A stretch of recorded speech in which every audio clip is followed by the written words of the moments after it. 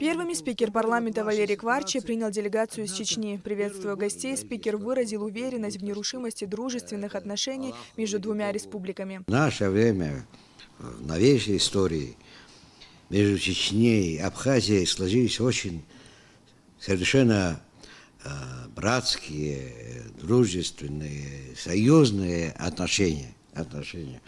До войны, до абхазо-грузинской войны, до развала СССР, уже если отношения старые были прерваны, то появились новые отношения. Заместитель председателя парламента Чеченской республики Шаид Джамалдаев поблагодарил Валерия Кварчи за приглашение и пожелал абхазскому народу стабильности и процветания.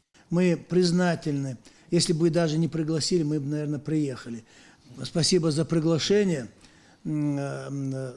Всех благ, удачи вам. Дай Аллах, чтобы народ все-таки и руководство было едино, консолидировано.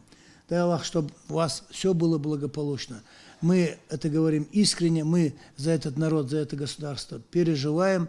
Оно нам близко, мы чувствуем, сочувствуем, страдаем, радуемся вместе с вами. Затем спикер парламента принял делегацию из Адыгеи, которая также прибыла в Абхазию для участия в инаугурации президента.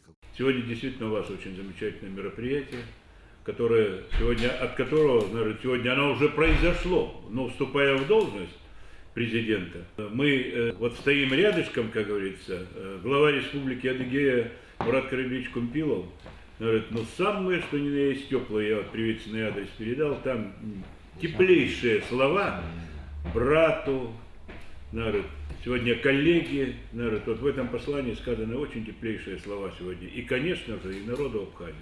Разделить эту радость вместе с нами за высокие слова поздравления, которые вами озвучены от имени президента Адыгейской республики Кумпилова, которого мы очень уважаем, любим, знаем.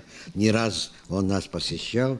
Я думаю, много раз еще будут состояться на разных уровнях встречи. В этот же день состоялась встреча спикера Народного собрания Валерия Кварчи с парламентской делегацией Приднестровской Молдавской республики. Сария Гварацхеля, Руслан Орлов, Абхазское телевидение.